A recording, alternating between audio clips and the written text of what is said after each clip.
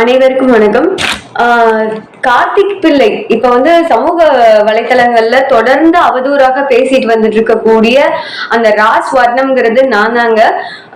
என்னன்னா வந்துட்டு ஒரு 2/7/2024 முந்தா நேத்து இந்த இவங்க வந்து கண்ணா பின்னான்னு யூடியூப்ல வந்துட்டு தொடர்ந்து அவதூறாக அவங்க சொல்ற வாயை திறந்தாலே ஃபுல்லாவே வந்து பொய்யுங்க. மைவி3 மேல நாங்க வந்து ரிட் பெட்டிஷன் போட்டோங்கிற ஒரு காரணத்துக்காக என்ன பேபிய அந்த பாலுமணி ஐயா வயதான மாற்றுத்திறனாளியான பாலுமணி ஐயா 3 பேரையும் பங்கமா ஒவ்வொரு வார்த்தையிலையும் பொய்யா சொல்லி இன்னைக்கு வந்து எங்களை வந்து கேள்விக்குறி ஆக்கியிருக்காங்க. இதை நான் வந்து சும்மா விட போறது கிடையாது. இது தொடர்பாக நான் வந்து முந்தானேத்து அதாவது 2/7 நான் வந்து கோவை கமிஷனர் அலுவலகத்துக்கு போனேன் இது தொடர்பாக புகார் கொடுக்கறதுக்கு. ஆனா அங்க இருந்து என்ன பண்ணாங்கன்னா, நீங்க சைபர் கிரைம் கான்டாக்ட் பண்ணுங்க, கமிஷனர் சந்திக்க முடியாது, நீங்க சைபர் கிரைமுக்கு போங்க அப்படின்னு கோவையில என்னை டைரக்ட் பண்ணி விட்டாங்க. அங்க போனா நீங்க திருப்பூர்ல தானே இருக்கீங்க, நீங்க திருப்பூர் கமிஷனர் ஆபீஸ்க்கு போங்க அப்படின்ட்டாங்க. சரின்னு சொல்லிட்டு நேத்து அதாவது என்னன்னா 3/7/2024 நானும் பேபியும் 2 பேரும் அவங்களுக்கு கால்ல ஆக்சிடென்ட் ஆயிடுக்குங்க. 2 கால்லயுமே அடிபட்டிருக்கு. இருந்தாலும் பேபி என்னோட நேத்து ஃபுல்லாவே வந்து நாங்க வந்து திருப்பூர் கமிஷனர் ஆபீஸ்க்கு ஃபர்ஸ்ட் போனோம். அங்க வந்து சார் வெளியில போயிட்டாங்க, வெள்ளிக்கிழமை தான் வருவாங்க, நீங்க அதனால வந்து எஸ்பி ஆபீஸ்க்கு போங்க அப்படின்ட்டாங்க. சரின்னு சொல்லிட்டு திருப்பூர் எஸ்பி ஆபீஸ்க்கு போனோம். அங்க போனா வந்துட்டு நாங்க புகார் கொடுக்க போனா நீங்க வந்துட்டு சைபர் கிரைம் போங்க அப்படின்னு சொல்லிட்டு எங்களை ஒவ்வொரு இடமா எங்களை வந்து மாத்தி விட்டு சைபர் கிரைம் சரின்னு சொல்லிட்டு அங்க போய் வெயிட் பண்ணிட்டு இருந்தா அங்க மீட்டிங் நடக்குது, நீங்க வெயிட் பண்ணுங்கன்னு சொல்லிட்டு ரொம்ப நேரமா எங்களை உட்கார வச்சுட்டாங்க. மணி 6 ஆயிடுச்சுங்க. அதுக்கப்புறமேட்டு சரிங்க நாங்க வந்துட்டு மகளிர் ஆணையத்திலே நாங்க போய் பாத்துக்கிறோம்னு சொல்லிட்டு அவங்கள்ட்ட சொல்லிட்டு நாங்க வந்து கிளம்ப போகும்போது இல்ல அப்படின்னு அந்த மீட்டிங்கை வந்து பாதியிலே ஸ்டாப் பண்ணிட்டு எங்களை 2 பேரையும் கூப்பிட்டு என்னன்னு சொல்லிட்டு பாதி தான் விசாரிச்சாங்க. பாதி விசாரிக்கிறதுக்குள்ள நாங்க இந்த மீட்டிங்கை முடிச்சுட்டு வந்துடும், ஒரு அரை மணி நேரம் வெயிட் பண்ணுங்கன்னு சொல்லிட்டு எங்களை வெளியில உட்கார வச்சுட்டு அவங்க மீட்டிங்கை கண்டினியூ பண்ணிட்டு இருந்தாங்க. ரொம்ப நேரம் ஆச்சு. அதனால வந்துட்டு நாங்க இனிமேட்டு சரி இது வேலைக்கு ஆகாது அப்படின்னு சொல்லிட்டு எங்களுக்கு தேவை கார்த்திக் பிள்ளை மீது உடனடியாக ஆக்ஷன் எடுக்கணும் அப்படிங்கிற ஒரு காரணம் தான். ஏன்னா இவ்வளவு அவதூறு பரப்பி இருக்கிறதுனால எங்களால இதை வந்து டாலரேட் பண்ண முடியல. சரின்ட்டு நாங்க கிளம்பி வெளியில வந்து நாங்க பேபி வந்து கிளம்பி போயிட்டாங்க. ஆனா நான் பாதி இது போயிட்டு இருக்கும் போது அந்த ஆபீசர் என்னை கூப்பிட்டு மாமா நீ மகளிர் ஆணையத்துக்கு எல்லாம் போகாத, நாங்க இங்கே விசாரிக்கிறோம், எஸ்பி சார் வந்துட்டாங்க, நீ வாமா அப்படின்னு சொல்லிட்டு திருப்பியும் 7 மணி போல என்னை திருப்பியும் பேக் அங்க கூட்டு போனாங்க. எஸ்பி சார் போயிட்டு என்னோட கம்ப்ளைண்ட் என்னன்னு அவங்க சொல்ல ஆரம்பிச்சாங்க. சார் மைவி3 சைபர் கிரைம் போயிடுங்க அப்படின்னு அவர் ஒரே வார்த்தையில முடிச்சுட்டாங்க. சோ வந்து என்னன்னா திருப்பியும் வந்து அந்த லேடி ஆபீசர் தான் வந்து என்கிட்ட வந்து பாதி தான் கேட்டாங்க விசாரிச்சது. அவங்க என்ன சொன்னாங்க, சரிமா நீ நாளை காலையில வா, நான் உனக்கு என்ன டீடைல்ங்கிறத நான் கேட்டுட்டு சொல்றேன் அப்படின்னு சொல்லிட்டாங்க.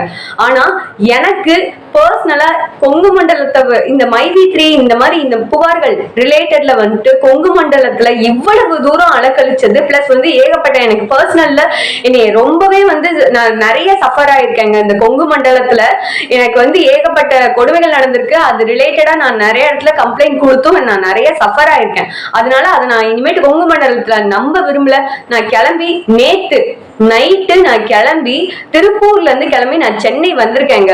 நான் இந்த கார்த்திக் பிள்ளை இவ்வளவு தூரம் பேசினதுக்கு கண்டிப்பா ஒவ்வொரு இதுக்கும் அவங்க சொன்ன ஒவ்வொரு அலிகேஷனுக்கும் அவங்க ப்ரூவ் பண்ணி ஆகணும். இல்லைன்னா நான் சோறு தண்ணி இல்லாம நான் உட்காந்து உயிர் விடுறதுக்கு கூட நான் தயாரா இருக்கேங்க. நான் போறேன், மகளிர் ஆணையத்துக்கு போறேன், எங்கனாலும் நான் எனக்கு தீர்வு கிடைக்கணுங்க. இவங்க இந்த கார்த்திக் பிள்ளை பேசியிருக்க ஒவ்வொரு அலிகேஷனுக்கும் இவங்க பதில் சொல்லியே தீர வேண்டியது. ஸ்ரீமதி இன்னும் எத்தனை பேர் இந்த மாதிரி நினைச்சிட்டு இருக்காங்க? ஒரு அவதூறு, அதாவது என்னன்னா ஒரு மோசடி நம்ம சொல்லிட்டோம் அப்படின்னா அதுக்காக இவ்வளவு தூரம் வந்து ஒரு பெண்மையோட இதை வந்து இது பண்ணுவாங்க. ஒரு வயசான மாற்றுத்திறனாளி இது பண்ணுவாங்க. பேபிங்கிறவங்க மண்டவோடு என்ன மண்டவோடுல இவங்க பாத்துருக்காங்களா? என்ன வேணா பேசிட்டு போலாம் யூடியூப்ல நினைச்சிட்டு இருக்காங்க. இது கார்த்திக் பிள்ளை மண்டவோட வச்சு மாய மந்திரம் பண்ணிட்டு இருக்காங்கிறீங்க. எங்க அம்மா வந்து ஒரு வாரம் வந்து இருந்தீங்கல்ல, என்ன மண்டவோட பாத்தீங்க, எந்த இடத்துல என்ன பூஜை பண்றத நீங்க உட்காந்து பாத்துட்டு இருந்தீங்க? என்ன பூஜை பண்றத பாத்துருந்தீங்க? நீங்க நல்லா உட்காந்து தின்னுட்டு நல்லா சாப்பிட்டுட்டு அரட்டை அடிச்சுட்டு இதே வேலையதான் நீங்க ஒரு வாரம், 1 நாள் 2 நாள் கிடையாது, ஒரு வாரம் நல்லா அங்க இருந்து நான் நிம்மதியா இருக்கேன் அதுன்னு சொல்லிட்டு வெக்கமா இல்ல உங்களுக்கு எல்லாம் இதெல்லாம் கேட்டுட்டு இருக்கிறதுக்கு? எங்க அப்பா தானே வந்துட்டு என் பொண்டாட்டி இங்க வச்சுக்கோங்கன்னு சொல்லிட்டு ஒரு வாரம் விட்டுட்டு போனாங்க.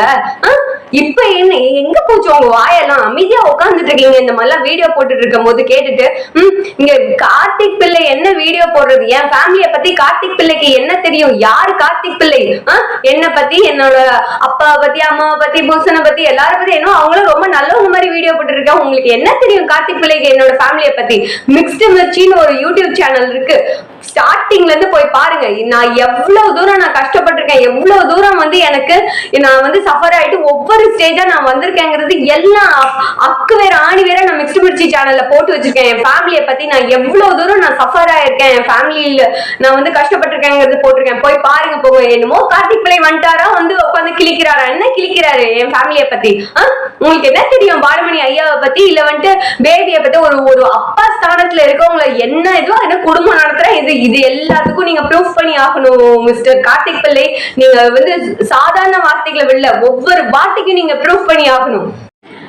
என்னோட அப்பா அம்மா தான் வந்து இந்த பாலுமணி ஐயா கிட்ட நீங்க பொண்ணு வந்து உங்க பொண்ணு மாதிரி ஐயா, நீங்களே பாத்துக்கங்கன்னு சொல்லி பேசின எல்லா ஆடியோவே என்னமோ வந்து கார்த்திக் பிள்ளை சொல்றோம் என்கிட்ட இவ்வளவு ஆதாரம் இருக்கு, இவ்வளவு ஆதாரம் இருக்குன்ட்டு. என்கிட்டனா அவ்வளவு ஆதாரம் இருக்குங்க.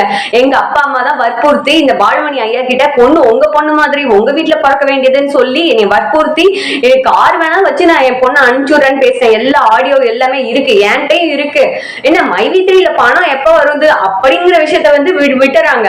ஆனா மக்களை எப்படி டீவியேட் பண்ணலாம் அப்படிங்கிறதுக்கு என்னுடைய சொந்த வாழ்க்கைய இவ்வளவு கொச்சையா வந்து, என்னோட சொந்த வாழ்க்கை மட்டும் இல்ல, என் சொந்த வாழ்க்கையில என்னோட வாழ்க்கை, பாலுமணி ஐயா அவங்க என்னோட தகப்பன் ஸ்தானத்துல இருக்காங்க, அவங்களோட வாழ்க்கை, அதே மாதிரி பேபிங்கிறவங்க வாழ்க்கை, எல்லாரோட வாழ்க்கையும் ஸ்மாஷ் பண்ணிட்டாங்க. இவங்க பணம் வராதுங்கிற ஒரு காரணத்தை பூசி மொழுகிறதுக்கு நாங்க 3 பேரும் பலியாட ஆகணுமா? இப்ப பாருங்க, நான் நேற்று திருப்பூர்ல இருந்து நைட்டு நான் கிளம்பி இன்னைக்கு காலையில சென்னை வந்திருக்கேன். சென்னையில நான் வந்துட்டு பாலுமணி ஐயாவோட மாற்றுத்திறனாளி அலுவலகத்துலதான் நான் தங்கி இருக்கேன். ஏன்னா அந்த ஐயா தான் வந்து சொன்னாங்க, நான் பாதிக்கப்பட்டிருக்கிறது நானும் தான் பாதிக்கப்பட்டிருக்கேன், வா 2 பேரும் சேர்ந்து போய் நம்ம கம்ப்ளைண்ட் கொடுப்போம் அப்படின்ட்டு. பேபினால வர முடியாத சிச்சுவேஷன், ஏன்னா அவங்க கால்ல ஆக்சிடென்ட் ஆயிடுச்சு. அவங்க இலக்கம் கூட கிளம்பி வந்திருப்பாங்க, ஆனா அவங்க கால்ல ஆக்சிடென்ட் ஆயிடுச்சு. விவசாயம், மாடு, ஆடு எல்லாம் இருக்கு, அதே காலோட தான் எல்லாமே இது பண்ணணும். அதுக்காக அவங்க இருக்காங்க. என்னமோ வந்துட்டு கார்த்திக் பிள்ளை வந்துட்டு போட்டோ பாருங்க, இத பாருங்க, என்ன போட்டோ ஆதாரம் வச்சிருக்க நீங்க வந்து பாத்துட்டு இருக்கீங்களா? வந்து விளக்கு பிடிச்சு பாத்துட்டு இருந்தீங்களா? 2 பேரும் என்ன பண்ணிட்டு இருந்தோம்? என்னமோ ஓர செக்ஸ் இதெல்லாம் பத்தி பேசிட்டு இருக்கீங்க. எல்லா ஆதாரமும் என்கிட்ட இருக்கு. எல்லாத்தையும் நான் வந்து கோர்ட்ல கேஸ் நடந்துட்டு இருக்கு. கோர்ட்ல கேஸ் நடந்துட்டு இருக்கும் போது எல்லா ஆதாரத்தையும் நான் கோர்ட்ல கொடுக்கறதுக்கு தயாரா இருக்கேன். என்னமோ வந்து கையில வச்சிருக்க ஒரு போட்டோ போட்டா ஒண்ணு பெரிய இதுவாயிடுமா? இல்ல உங்ககிட்ட எத்தனை வீடியோ இருக்கு, எத்தனை ஆடியோ இருக்கு? இங்க பாருங்க, என்கிட்ட இருக்கு எல்லா ஆடியோ வீடியோ எல்லாத்தையும் நான் கொண்டு போய் கொடுக்குறேன். என்னமோ சமூக நீதிங்கிறீங்க, பெண்ணுரிமைங்கிறீங்க.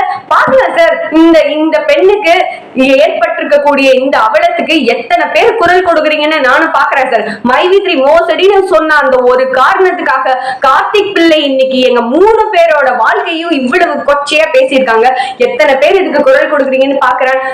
இது ஸ்ரீமதி ஆகட்டும், இங்க வந்து நானு இன்னும் எத்தனை பெண்கள் இந்த கார்த்திக் பிள்ளை வந்து இந்த மாதிரி பலியாட போறாங்கிறது எனக்கு தெரியல. ஆனா நான் ஒரே ஒரு விஷயம் சொல்றேன், முதல்வருக்கு ஒரே ஒரு வேண்டுகோள் வச்சுக்கிறேன். எனக்கு மட்டும் இந்த நீதி கிடைக்கல அப்படின்னா கண்டிப்பா என்னுடைய வாழ்க்கைய நான் வந்து இதுக்கு என்னோட வாழ்க்கை தான் சார் இதுக்கு விலை. கார்த்திக் பிள்ளைக்கு ஒரு கார்த்திக் இந்த இவ்வளவு அநியாயம் பண்ண கார்த்திக் பிள்ளைக்கு ஸ்ரீமதி அம்மாவோட வழக்கு, அவங்களுக்கு நீதி கிடைக்கிறதுக்கு என்னோட உயிர் தான் விலை அப்படின்னா நான் முதல்வருக்கு ஒரே வேண்டுகோள் வச்சுக்கிறேன். என்னோட உயிரை கூட நான் விலையா தரதுக்கு நான் தயாரா இருக்கேங்க. தயவு செஞ்சு இந்த கார்த்திக் பிள்ளை மீது நடவடிக்கை உடனே எடுக்கணும். இந்த கார்த்திக் பிள்ளைக்கு யாரு இன்ஃபர்மேஷன், இவ்வளவு இன்ஃபர்மேஷன், தப்பான இன்ஃபர்மேஷன் யாரெல்லாம் கொடுக்குறாங்களோ அவங்க எல்லாரையும் வந்து கைது பண்ணி இமிடியேட்டா வந்து ஆக்ஷன் எடுக்கணும்னு வேண்டி கேட்டுக்கொள்கிறேன் முதல்வரை.